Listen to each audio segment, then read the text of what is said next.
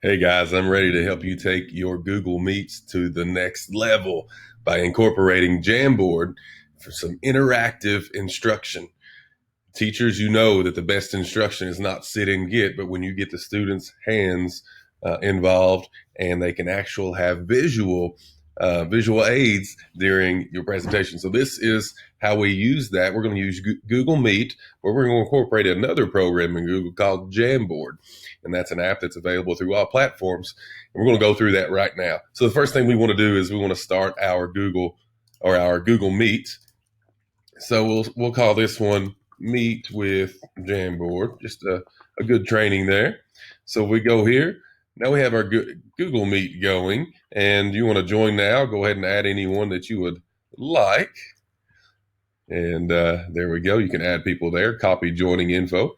You want to do that, send that out to your students that way through whatever communication platform you want to use there, or add the students if you're using small groups, add their name there, and it'll send them an email in the process of doing that. So now we've got our Google Meet going. We're talking. The first thing we want to do is we want to look up here and we want to create a new tab. Okay. So in this new tab, we're going to open that program called Jamboard, jamboard.google.com. It's going to take you right here to Jamboard. And now we are on Jamboards. I've had some sample Jamboards and I have the bad habit of not titling them, but you can name them and create them as you like. But at the bottom right, you'll notice New Jam. Now, you realize that as you have this meet going here, as we click on a New Jam, I'm going to go back to the meeting. And then the first thing you probably want to do is tell your students that we're going to have a Google Jam and all that good stuff. But you will need to share your screen, to present your screen to your students. So at the bottom right, you will notice it says present now.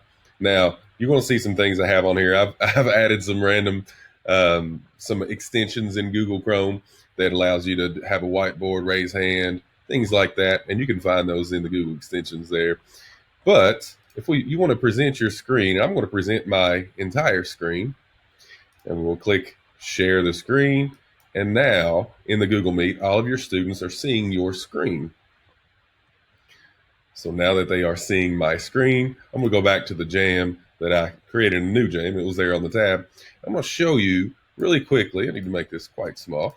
I'm going to show you really quickly the tools in Jamboard and how to use it, because what it is, it's not just a whiteboard, but it's an interactive whiteboard, because we're going to share this with students, and your students can come in and they can click, move things around to make it interactive. Let's look through it first. First thing you're going to notice on the left is your toolbar, and you've got a pen, and through the pen, when you click on it, you'll notice on the top there, you have a pen, a marker, a highlighter, and a brush. You can click through those and see the difference there, different sizes, different transparency, and you can select the colors that you like. So if I get on here and I use a pen, let's just say I'm walking through this with students and they can see this live whenever I share this with them.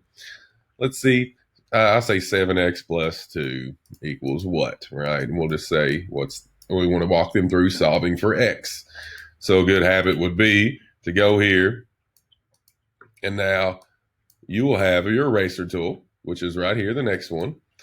But on here, you also have your highlighter. So if you want to walk them through it, and you can talk them through X and the process of doing just that.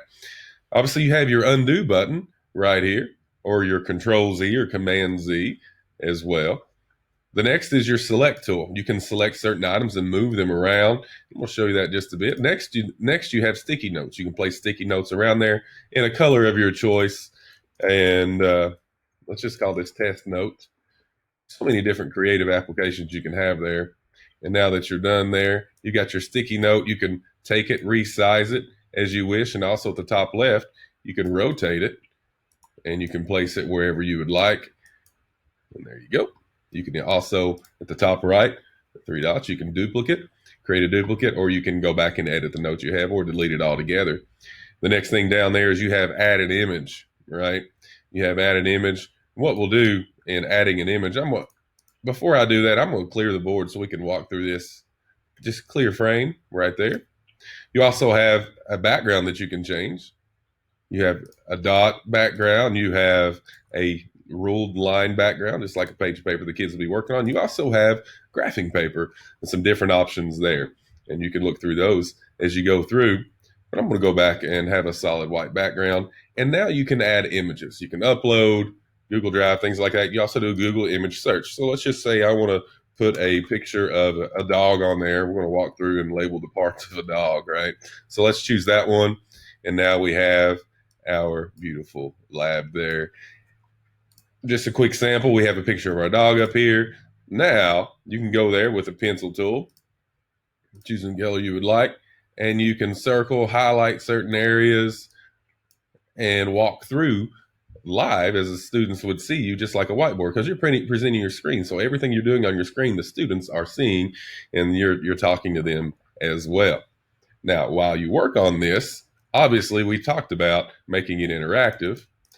The last tool we have here is the laser pointer tool, which is similar to what we just did, but it fades away. So it's like you're shining a laser on the screen, right? And that's a very creative tool as well.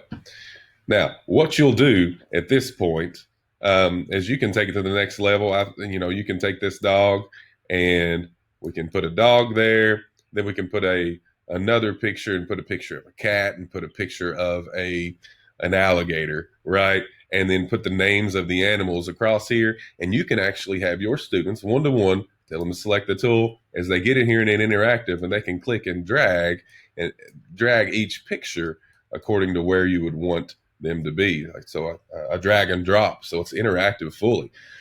So in all those points and the editing points there, let's get to the meat of it. And that takes this to the next level. And this is sharing. So what we're going to do is we're going to share a link with our students. So you go here, we're going to make it not private, but anyone that has the link, you want to change that there. And now you have a link to share. And we're going to copy that. Now you can type in the names of a single student or colleagues if you work on something together. But for this application, the easiest route of doing that would be to copy that, go back to your Meet, and then go to your chat. And then in your chat box, paste it in there and send it to them. And now every student can simply click on that link. And when they click on that link, it's going to take them directly to the board that you just created.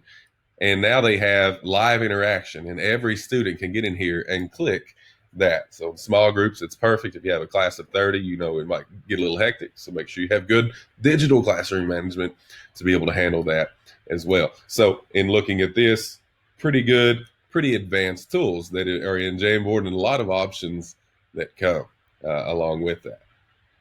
But with Jamboard, the browser-based version is a watered down version of the capabilities that Jamboard has.